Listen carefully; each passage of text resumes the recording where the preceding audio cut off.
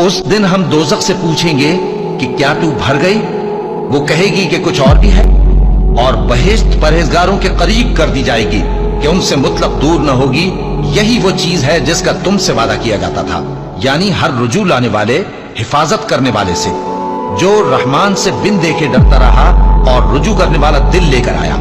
उसमें सलामती के साथ दाखिल हो जाओ। ये हमेशा रहने का दिन है, वहां जो चाहेंगे उनके लिए हाजिर होगा। और हमारे यहाँ और भी बहुत कुछ है, और हमने उनसे पहले कई उम्मतें हलाक कर डाली। वो लोग इनसे कुव्वत में कहीं बढ़कर थे। फिर वो शहरों में गश्त करने लगे, क्या कहीं भागने की जगह है? जो शख्स दिले आगाह रखता है या दिल से मुतवज्जे होकर सुनता है, उसके लिए इसमें नसीहत है।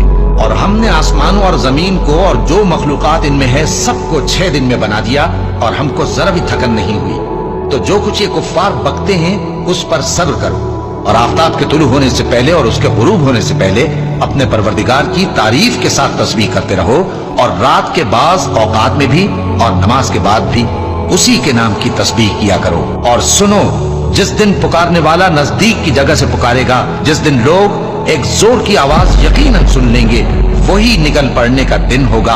हम ही तो जिंदा करते हैं और हम ही मारते हैं, और हमारे ही पास लौट कर आना है। उस दिन जमीन उन पर से फट जाएगी और वो झटपट निकल खड़े होंगे। इस तरह से जमा करना हमें आसान है। ये लोग जो कुछ कहते हैं हमें खूब मालूम है, और तुम इन पर जबरदस्ती करने वाले नहीं हो।